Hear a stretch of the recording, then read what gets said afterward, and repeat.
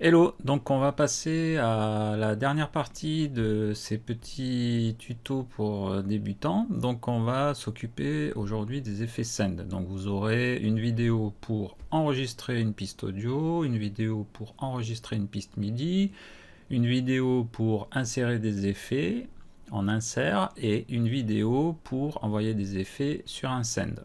Avec ça, déjà, vous aurez vraiment les basiques pour commencer à enregistrer et même à mixer. Donc, regardons pour les effets send. La différence qu'il va y avoir entre les effets qu'on a insérés pour notre petite piste de guitare lors de l'exemple des effets insert, c'est que là, on va vouloir par exemple mettre une reverb qu'on va vouloir utiliser sur d'autres pistes du mixage, par exemple la batterie, les voix, etc. Mais la même reverb pour avoir l'impression d'être dans la même pièce d'ambiance. Dans ce cas-là, il vaut mieux utiliser donc un effet send, c'est-à-dire que on va envoyer une partie de l'audio de la piste sur laquelle on est vers une piste d'effet externe. Donc le petit truc à comprendre de routing au départ, pour créer un effet send, il faut d'abord créer une piste FX. Donc là dans Cubase c'est très simple, on va dans Projet, ajouter une piste FX. Donc là on a dit qu'on parlait de reverb, donc on va choisir une petite reverb qu'il y a dans Cubase, donc une reverb qui s'appelle Révérence, qui est une bonne reverb en stéréo bien sûr. Et donc on ajoute la piste. Que va faire Cubase? Il va la loger dans le dossier voix FX, comme on peut le voir ici. Donc nous avons une voix FX sur laquelle la reverb révérence a été insérée. Donc on choisit. Alors après on choisit le preset qu'on veut. Bon, on va garder le preset par défaut qui est Los Angeles Studio. Et donc on va vouloir envoyer de la reverb sur notre guitare. Comment faire? Eh bien c'est très simple. On va dans l'onglet Effet Send de l'inspecteur de piste. On verra qu'il y a une autre méthode tout à l'heure. Et on choisit la piste FX révérence, donc la piste d'effet que l'on vient de créer.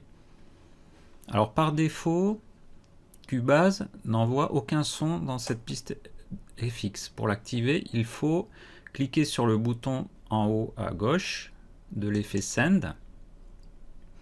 Et là, avec le curseur, avec la souris, on va pouvoir doser notre envoi vers la reverb. Donc si on envoie, mettons, le maximum, enfin pas le maximum, mais au 0 dB, c'est-à-dire la valeur normalisée de notre mixage, ça voudra dire en fait qu'on envoie toute la piste guitare dans la reverb, c'est-à-dire que ça revient au même que de faire un effet d'insert. Donc on aurait pu insérer la révérence dans les effets insert à la suite de notre simulation d'ampli.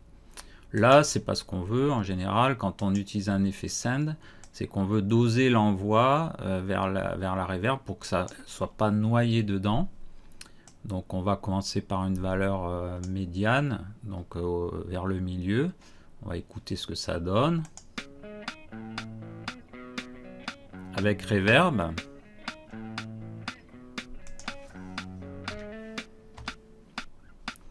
Et puis sans reverb.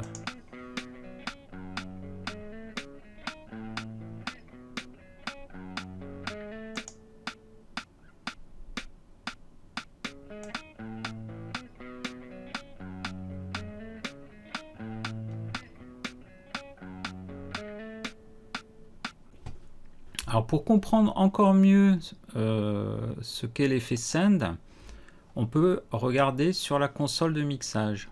Donc si je prends ma console,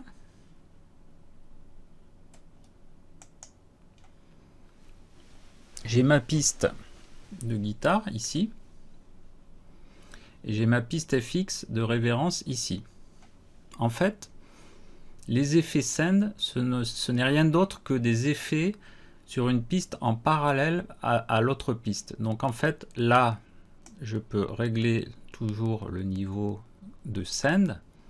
Et d'ailleurs, j'aurais pu créer mon envoi de piste guitare send directement depuis la console. Donc dans la catégorie, là on a la catégorie insert, et dans la catégorie send de la console, je peux choisir ma reverb, l'activer et doser l'effet avec le petit slider horizontal.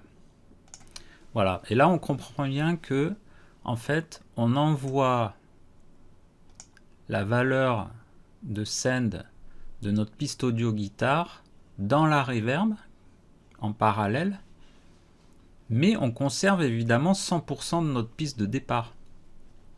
Du coup, la reverb va s'ajouter à la piste de départ, ce qui fait que ça va garder les qualités d'intelligibilité, d'attaque, etc.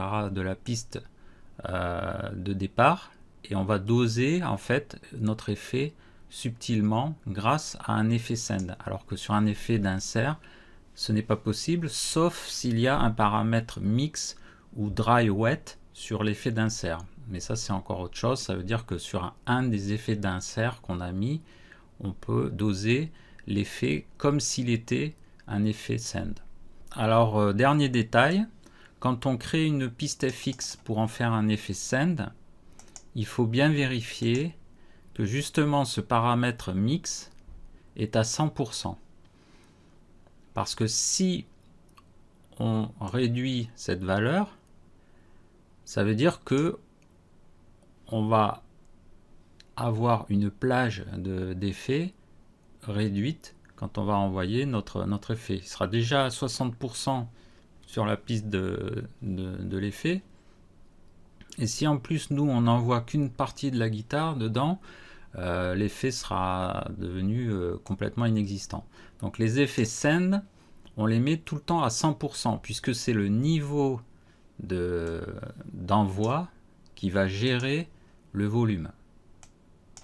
Et voilà, donc à une prochaine fois pour d'autres tutos, peut-être pour plus de niveaux, débutant, avancé, confirmé, etc.